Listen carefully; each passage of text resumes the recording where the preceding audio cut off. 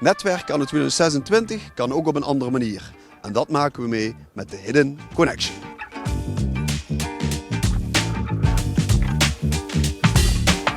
Ja, de Hidden Connection, wat moeten we ons daarbij voorstellen? Een nieuwe leuke netwerkactiviteit die wij samen in elkaar gestoken hebben. Waarbij we een aantal ondernemers samenbrengen, maar over de netwerkgrenzen heen zal ik zeggen. Dus verschillende netwerkorganisaties die samen allemaal hetzelfde doel nastreven uiteindelijk. En die we samenbrengen om bij te leren van elkaar, van sprekers. En om elkaar te leren kennen uiteraard. Ja, ik ben ook lid van Network, maar het was ook een heel toffe uitnodiging met een beetje dat mysterie van waar we naartoe zouden gaan. En dat me wel de trigger gegeven om toen in te schrijven, om te ontdekken waar we naartoe gingen. En ook de sprekers die hier zijn komen spreken, dat we al voorhand mochten kiezen wat het meeste aansloot bij onze interesses, vond ik ook wel heel leuk. Met meerdere netwerkorganisaties samen, want binnen één netwerkorganisatie zijn er niet genoeg contacten te leggen. Dat proberen we uiteraard ook nog steeds te doen, maar we merken inderdaad wel van waarom is het niet interessanter om meerdere netwerkorganisaties samen te brengen, waardoor dat de connecties vanzelf ontstaan. Want dat netwerken, dat mag wel eens een keer iets anders zijn dan het traditionele aperitiefje, spreker, zitten. Ja, zeker, want dan kom je ook met andere mensen weer in contact. Anders ga je vaak zo naar dezelfde mensen die je al kent om daarmee te spreken. En dit zet wel aan om nieuwe connecties te leggen en wat meer te netwerken. Ja.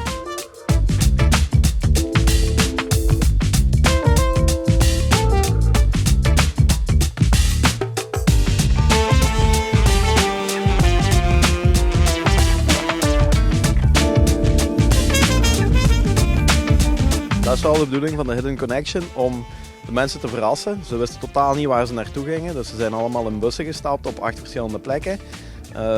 Hebben dan bij aankomst hebben ze enkele raadsels moeten oplossen om de locaties te ontdekken waar dat ze de sessies gingen volgen. Een combinatie van grotendeels Belgische netwerkorganisatie, ook een Nederlandse netwerkorganisatie bij.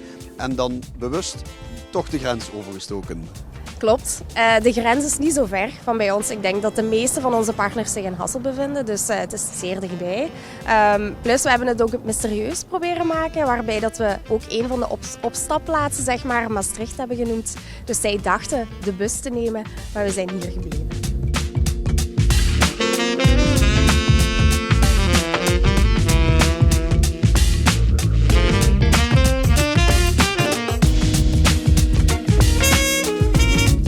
Ja, wat deed u eigenlijk meedoen aan deze netwerkreis?